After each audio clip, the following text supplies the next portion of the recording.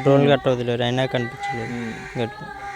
ఇది చూడొచ్చు. అయితే ఐసీడీఎస్ అధికారులు కూడా చేరుకున్న పరిస్థితి ఉంది. ఒకసారి మాట్లాడే ప్రయత్నం చేద్దాం. మేడం, ఇప్పటికే 4 రోజులు గడుస్తుంది పాప వెళ్ళిపోయి ఇక్కడి నుంచి. అయితే ఆ పాపకి సంబంధించి ఆచూకీ కూడా ఇంకా తెలియలేదని చెప్తున్నారు. అయితే ఈ నేపథ్యంలో ఎటువంటి చర్యలు ఉన్నాయి అన్నీ కూడా చూస్తున్నాం. అంటే మమ్మల్ని కూడా వచ్చి ఇక్కడ విషయం అన్నీ తెలుసుకొని రమ్మని చెప్పడం జరిగిందండి. దానికనే మేము వచ్చి ఇక్కడ ఏం జరిగింది ఏంటి అనేది తెలుసుకోవడానికి వచ్చామండి.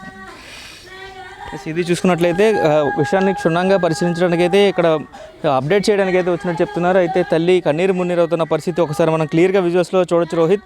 అయితే పాప జాడ తెలియక 4 రోజులు అవుతున్నప్పుడు ఇంకా ఆ పాప వస్తుందని ఆశతోటే వీళ్ళు ఎదురు చూస్తున్న పరిస్థితి కనిపిస్తుంది. ఎప్పుడైతే కుక్కపిల్ల ఇంటికి చేరుకుందో కుక్కపిల్లతో పాటు వెనక బుజ్జమ్మ కూడా వస్తుందని ఆశకి ఎదురు చూశానని కూడా నిన్న బిగ్ టీవీతో కూడా తల్లి షేర్ చేసుకున్న పరిస్థితి. ఈ నేపథ్యంలోనే పాప ఆచూకీ ఇంకా తెలియకపోవడంతో డాగ్ స్క్వాడ్తో పాటు ఇటు పక్కన ఎస్డీఆర్ఎఫ్ బృందాలు కావచ్చు, పోలీసులు కావచ్చు తీవ్రంగా ఆచూకీ కోసం ప్రయత్నిస్తున్న పరిస్థితి ఇక్కడ కనిపిస్తుంది. అయితే నిన్న భవానీపై దాడి చేసిందో ఆ క్లాత్ స్మెల్ చూపించి డాగ్ స్క్వాడ్ని అయితే ఇటుగా పంపించారు. ఇది చివరి వరకు కూడా వెళ్ళింది. ఇటు పక్కన ఈ ప్రాంతంలో కూడా అయితే కుక్క ఇటు అయితే వెళ్ళిందో పెంపుడు కుక్క ఈ ప్రాంతంలో చివరగా సుమారుగా అయితే ఒక 200 నుంచి 300 మీటర్ల వరకు కూడా వెళ్ళి అక్కడ డాగ్ స్క్వాడ్ కూడా ఆగిపోయిన పరిస్థితి. అయితే డ్రోన్ కెమెరా ద్వారా కూడా పూర్తిగా సెర్చ్ ఆపరేషన్ కొనసాగించారు. కానీ ఎక్కడ కూడా మళ్ళీ కుక్కపిల్ల జాడ అనేది దొరకలేదు. అంటే వెంటనే డ్రోన్ వేయడానికి కుదరలేదు. వర్షం రావడంతో వెంటనే డ్రోన్ కెమెరా వేయలేదు. సో పెంపుడు కుక్క ఇటుగానే పరిగెట్టుకుని వెళ్ళింది. అంటే ఇటుగా పాప జాహ్నవి కూడా ఇటుగానే వెళ్ళింది.